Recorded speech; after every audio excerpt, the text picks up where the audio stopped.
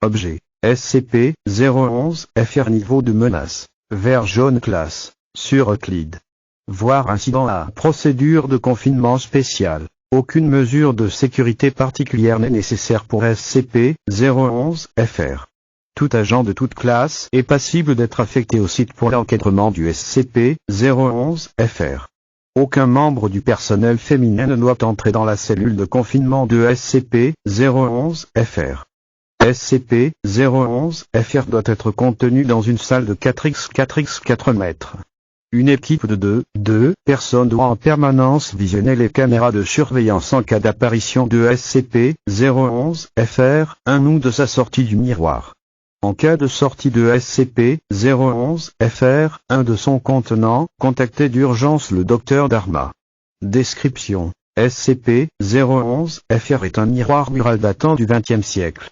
Il mesure 200 cm de hauteur pour 130 cm de largeur. Il est constitué de bois flotté et de verre. Le sujet contient une ombre de type humanoïde nommée SCP-011-FR-1. L'entité SCP-011-FR-1 est capable de faire passer des objets de sa salle de confinement vers l'intérieur du miroir. Il semblerait que le sujet puisse sortir du miroir. Cependant, cela n'a pas encore été confirmé. Les agents ayant été en contact visuel avec SCP-011-FR-1 décrivent une sensation d'oppression et expriment de la détresse envers celui-ci. Les tentatives de communication avec le sujet se sont toutes soldées par des échecs. Voir interview SCP-011-1-FR, addenda. À l'origine, SCP-011-FR fut découvert par le professeur Janko dans un manoir au large depuis rapatrié en France par une équipe d'intervention présente sur les lieux. Le manoir où fut trouvé SCP-011-FR a été signalé par un de nos agents en mission pour le Dr Dharma. Le manoir aurait été abandonné depuis.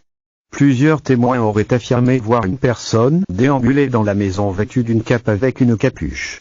Quand l'équipe d'intervention fut chargée d'entrer dans le manoir, ses membres y découvrirent un intérieur en ruine, beaucoup plus grand que prévu, complètement en désaccord avec les dimensions extérieures de la maison.